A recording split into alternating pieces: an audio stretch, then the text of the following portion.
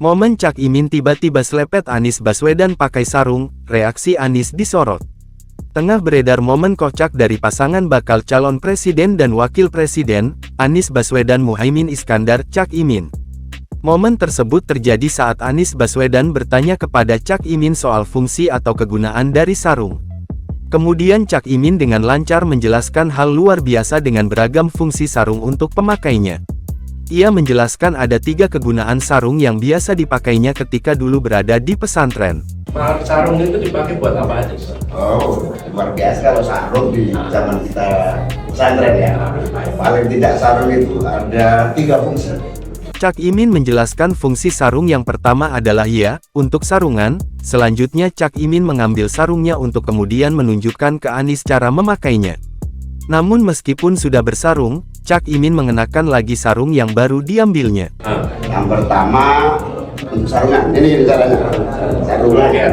Sarungan itu. Cara pakai sarung yang betul gimana? Sama sarungan. Biasanya kepiawaian seorang santri dilihat dari kemampuannya bersarung. Semakin dia bagus, rapi, dan semakin kuat, karena biasanya harus kuat supaya tidak mudah lorot. Coba ya. Anies sempat menarik kain sarung yang melingkar di tubuh Cak Imin untuk membuktikan sarung yang dikenakan Cak Imin tak mudah melorot. Dan benar saja sarung Cak Imin pun tak melorot saat ditarik kencang oleh Anies. Kemudian untuk fungsi yang kedua, Cak Imin bercerita saat di pesantren ia tidur beralaskan lantai.